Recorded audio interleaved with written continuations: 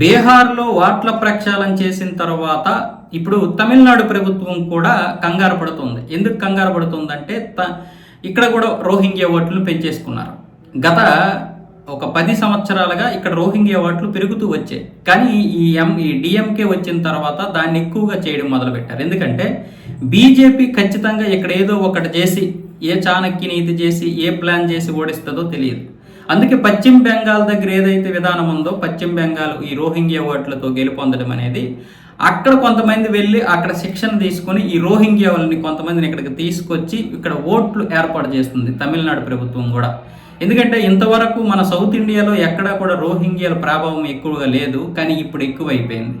ఒకప్పుడు అస్సాం కావచ్చు, పశ్చిమ బెంగాల్, జార్ఖండ్, ఉత్తరప్రదేశ్, మహారాష్ట్ర ఇలా 12 రాష్ట్రాల్లో ఉన్నటువంటి ఈ ప్రతిపాదన ఇప్పుడు తమిళనాడుకు కూడా ఎక్కువైపోయింది.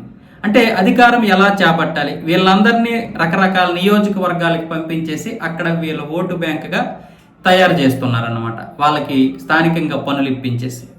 ఇది ఒక పక్కా ప్రణాళికగా, ఒక చాప కింద నీరులాగా జరుగుతున్నటువంటి ఒక ప్రాసెస్.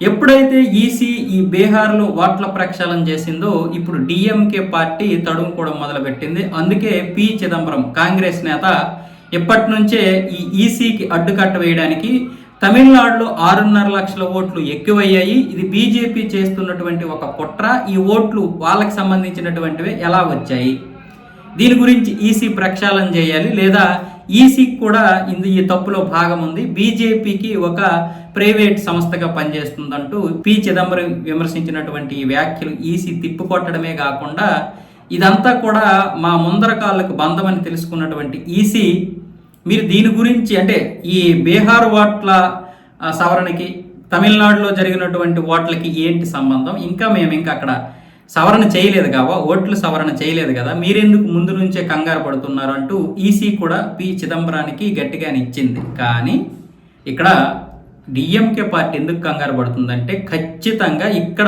ఓట్లను కూడా ప్రక్షాళన చేస్తారు. ఇప్పటికే బీజేపీ ఎలాగైనా సరే తమిళనాడులో రావడానికి అన్ని విధాలుగా ప్రయత్నాలు చేస్తుంది. అలాగే అక్కడ అధ్యక్షుడిని కూడా మార్చింది. అంతేకాకుండా తమిళనాడులో ఈ మధ్య మోదీ ఎక్కువగా పర్యటిస్తున్నాడు. ఇవన్నీ చూస్తుంటే డిఎంకేకి భయం పుట్టింది. ఎందుకు? కశ్మీర్ లాంటి ప్రాంతంలోనే 29 స్థానాలు బీజేపీ దక్కించుకుందంటే మాటలు కాదు. హర్యానాలో కాంగ్రెస్ రావాల్సినటువంటి హర్యానాలో ఈరోజు బీజేపీ ఉంది. మహారాష్ట్రలో కూడా కాంగ్రెస్ రావాల్సింది, కానీ మహారాష్ట్రలో కూడా ఈరోజు బీజేపీ అధికారంలోకి ఉంది.